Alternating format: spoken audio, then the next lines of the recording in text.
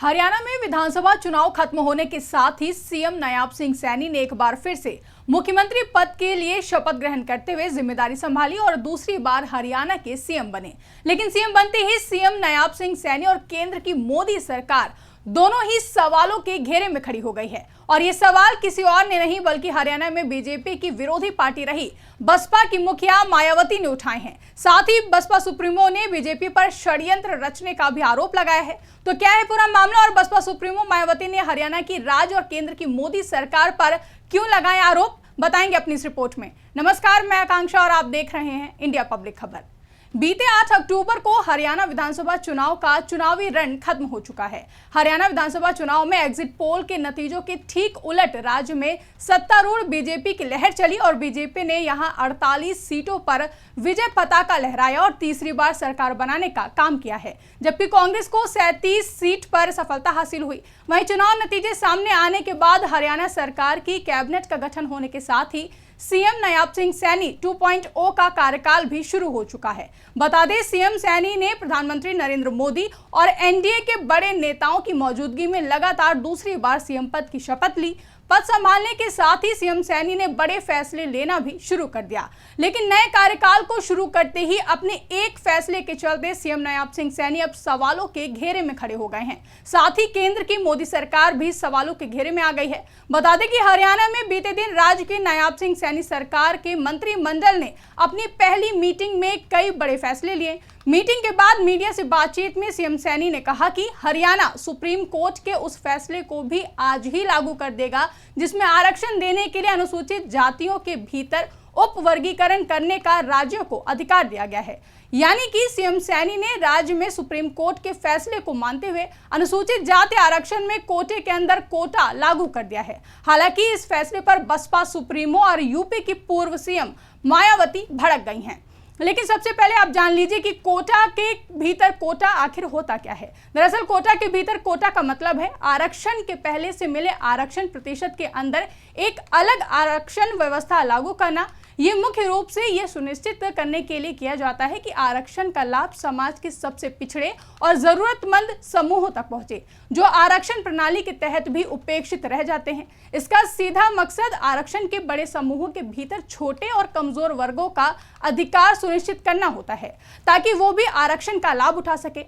उदाहरण के लिए इसे ऐसे समझिए जैसे कि अनुसूचित जाति यानी कि एससी और अनुसूचित जनजाति यानी कि एसटी के अंदर अलग अलग समूहों को आरक्षण दिया जा सकता है, ताकि उन समूहों को ज्यादा प्रतिनिधित्व और लाभ मिल सके जो सामाजिक या आर्थिक रूप से ज्यादा वंचित हैं। हरियाणा सरकार ने अब राज्य में सुप्रीम कोर्ट के फैसले को लागू करते हुए अनुसूचित जाति आरक्षण में कोटे के अंदर कोटा को लागू किया है। लेकिन सीएम नायाब सिंह सैनी सरकार का यह फैसला यूपी की पूर्व सीएम और बसपा चीफ मायावती को रास नहीं आया, जिन्होंने हरियाणा सरकार के इस फैसले का विरोध किया और कहा कि अनुसूचित जाति के आरक्षण में वर्गीकरण लागू करने का हरियाणा सरकार का फैसला दलितों को फिर से बांटने और आपस में लड़ाने का षड्यंत्र है। बसपा सुप्रीमो ने सिलसिलेवार एक्स पर ट्वीट करते हुए लिखा कि हरियाणा की नई भाजपा सरकार द्वारा एससी समाज के आरक्षण में वर्गीकरण को लागू करने अर्थात आरक्षण कोटे के भीतर कोटा की नई व्यवस्था लागू करने का फैसला दलितों को फिर से बांटने व उन्हें आपस में ही लड़ाते रहने का षड्यंत्र है। यह दलित विरोधी ही नहीं बल्कि घोर आरक्षण विरोधी निर्णय है। आगे बसपा सुप्रीमो ने लिखा कि हरियाणा सरकार को ऐसा करने से रोकने के लिए भाजपा के केंद्र नेतृत्व के आगे नहीं आने से भी ये साबित है कि कांग्रेस की तरह बीजेपी भी आरक्षण को पहले निष्क्रिय व निष्प्रभावी बनाने अंततः इसे समाप्त करने के षड्यंत्र में लगी हुई है, जो घोर अनुसूचित व बीएसपी इसकी घोर विरोधी है। वहीं अन्य ट्वीट में लिखा कि वास्तव में जातिवादी पार्टियों द्वारा एससी एसटी व ओबीसी समाज में फूट डालो, राज करो व इनके आरक्षण विरोधी षड्यंत्र आदि के विरुद्ध संघर्ष का ही नाम बीएसपी है। इन वर्गों को संगठित व एकजुट करके उन्हें शासन वर्ग बनाने का हमारा संघर्ष लगातार जारी रहेगा। वहीं राजस्थान के सपोटरा से विधायक हंसराज मीणा ने भी एक्स पर पोस्ट करते हुए लिखा कि हरियाणा की नई भाजपा सरकार द्वारा एससी समाज के आरक्षण में उप वर्गीकरण को लागू करना दलितों को बांटने और आपस में लड़ाने की सोची समझी साजिश है। ये फैसला न केवल दलित विरोधी है बल्कि आरक्षण और संविधान विरोधी भी है। बहुजन समाज को एक भीषण आंदोलन के लिए तैयार रहना चाहिए। जबकि जैकी यादव नाम के एक यूजर ने हरियाणा सरकार के फैसले पर प्रतिक्रिया देते हुए लिखा कि हरियाणा एक कृषि प्रधान राज्य है और हरियाणा में दलित समाज की संख्या भी काफी है। इन दोनों ही वर्गों ने इस बार बीजेपी को वोट देकर तीसरी बार सत्ता में बैठाया और अब इन दोनों ही वर्गों को बीजेपी ने तोहफा दे दिया है। नायाब सिंह सैनी सरकार ने राज्य में अनुसूचित जाति आरक्षण में कोटे के अंदर कोटे का फैसला लागू किया है, जबकि इसका अधिकांश दलित नेता विरोध कर रहे हैं। किसानों के लिए हरियाणा सरकार ने यह आदेश दिया है कि पराली जलाने वाले किसानों के खिलाफ एफआईआर दर्ज की जाए।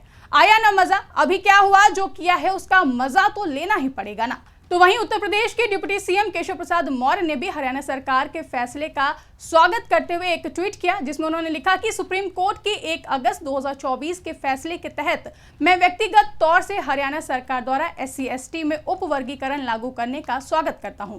आरक्षण का लाभ उन वंचितों तक पहुंचाना जरूरी है जो 75 साल बाद भी हमारे ही समाज का एक बड़ा हिस्सा जो बहुत पीछे रह गया था, उसे आगे बढ़ाने की जिम्मेदारी सभी दलों की है। इसका विरोध अस्वीकार्य है। हरियाणा सहित भाजपा सरकारें सबका साथ सबका विकास के मार्ग पर मोदी जी के नेतृत्व में समाज के हर वर्ग के उत्थान के लिए प्रतिबद्ध है। बता दें कि इसी साल 1 अगस्त को जस्टिस DY चंद्रचूड़ की अध्यक्षता वाली 7 जजों की संविधान पीठ ने अनुसूचित जातियों के उपवर्गीकरण की अनुमति दी थी, ताकि अनुसूचित जातियों के भीतर अधिक पिछड़े समूहों के लिए अलग से कोटा प्रदान किया जा सके।